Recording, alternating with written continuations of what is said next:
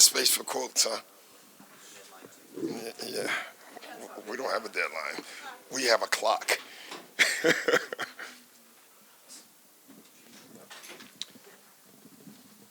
Doc, Landry had 23 points tonight, his most as a Clipper. He had that 10-point stretch to kind of seal the game. What did you think of his performance today? It was great. You know, it was ball movement. I thought after the initial shock of the zone, we held it very well. You know, we just moved the ball, spaced the floor, and got great shots. And, you know, it always comes down to guys making shots, and we did that.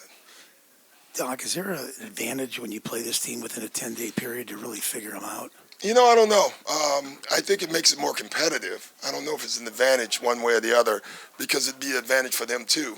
They played us, you know. So, but I've always thought when you play a team within a week, that second game is usually a dogfight, just probably because of that. Doc, over here. Sorry. Way to just okay. Go ahead.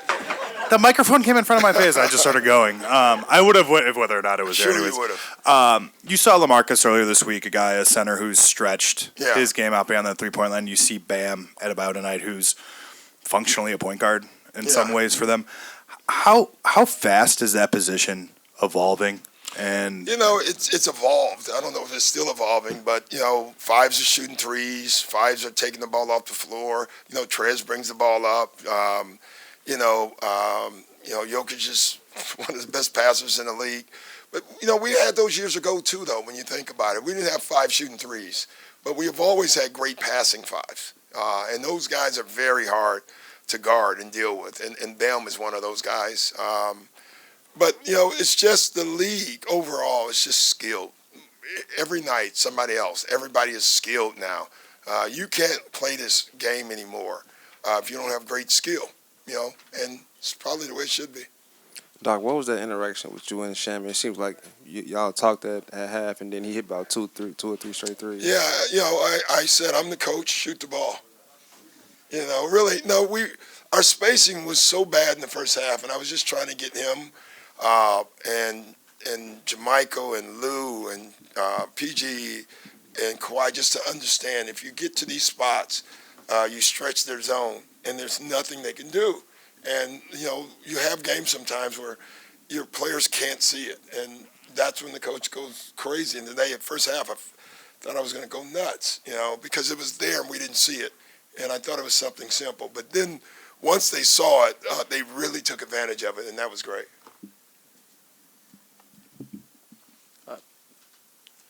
Pat's injury, is it long-term? Does it look long-term?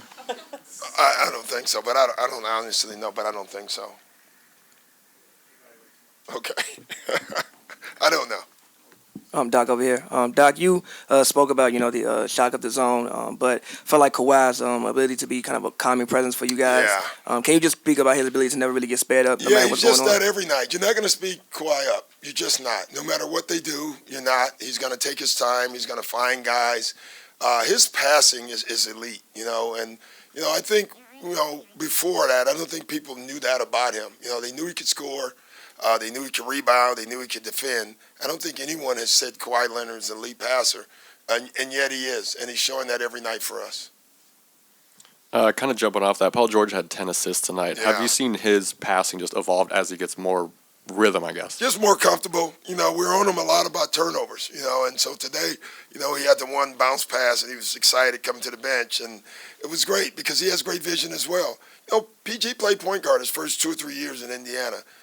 Lou played point guard his first couple of years in the league. So we have guys that are playing different positions now, but have some point guard experience.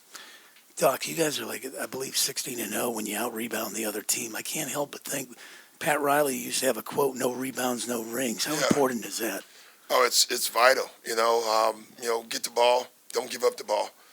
You know, it's really that simple. And if you do that, you have a chance of winning. You know, you really need to make threes nowadays to win these games. How gratifying, satisfying to know that your team can make 24. Yeah, well, we took a lot. I don't even know what we took, but it was more due to their zone and their switching and their trapping. But we have players who can make them, you know. And it was funny at halftime they were talking about, well, maybe we should drive more. And I said, no, maybe you should shoot more. You know, you're wide open, shoot the ball. They'll go in, and then the drives will come. It's usually the other way, with drives first, threes second. Tonight it was the exact opposite. Doc, is the assist total and then the ball movement today, is that a sign of like the chemistry building on the Yeah, court? it is. You can just see it each night. And, you know, also a sign when Shem gets a lot of shots, that means the ball is moving. He had 2 shots the other night, which I didn't like. You know, so, yeah, it's all that. I think our guys are simply hitting the open man, and that's the way we should play. Doc, 24 it's the club record in the threes made. That's the highest ever. Plus, it's 24. I never knew that. By the way, somebody said that's Sham's career high with the Clippers is 23. That it? I'm going to talk to Sham. We got to do better than that. I'm surprised by that, honestly. I thought he had a bigger game than that. So in the past, so yeah, it's good. I mean, listen, let's keep breaking them. You know, let's keep breaking records and winning. I don't care about any record, but I do care about winning. Do you feel like, I mean, you basically are a top 5 offense and defense in the NBA, but do you feel like you're even close to this team's full potential? No, I don't. That's a good sign. Like, I love our record, but I just, and I keep saying it, we're going to get way better. I really believe that. We need to actually all be on the floor a little bit more. But you can feel it. You can feel each guy starting to find their place and how they can dominate their role. And when we get to that, then I think we're going to be really good. I'll let you know, hopefully late June. You know, Doc, when you look at this team, a lot of teams usually use 8 guys or something. You're utilizing this whole team, and the depth of this team is pretty unbelievable. It's to our benefit, you know.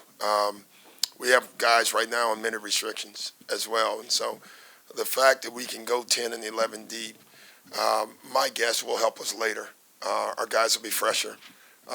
They'll be more ready. Sorry if it feels a bit weird, but I just got into town about 3 days ago, and I was expecting like a big rivalry between the Clippers and the Lakers. Yeah. I understand that there is a different atmosphere here, but I also talked to some people, and it doesn't feel like that. You've been part of a huge rivalry with the Lakers. Mm-hmm. Can you explain to an international audience a little bit what is the vibe around town? You know, I don't know. I think if you're a season ticket holder for either team, you're lucky. I think if you have those tickets where you get to go to both teams, you get to see 82 great games. You know, the rivalry is more about winning a title. It's not with us. You know, we you know, listen, the Lakers are one of the teams in our way. We're a team in their way. But other than that, you guys decide who the rivalries are. We really don't. We just play the games, you know, and but they're in our way and we're in their way. So something's got to give. No fighting, no. Not in this day. Yeah, that's back in the 80s. You know, Coach Fratello taught me right away. You know what Mike Fratello's first advice to me was as a coach? He said, listen, hit first. Never let them hit first. You hit first. And that was great advice. Coach, you had 8 players in double figures, 24 three-pointers made, 35 assists. Which of these numbers are you most impressed by? The 51% shooting. Like, I think that's the key. Like, all those numbers great when you're making shots. It's a make-miss league. But when you're making shots and you have assists like that, but only 11 turnovers, that means you're making great passes, guys are making shots, and the ball's moving.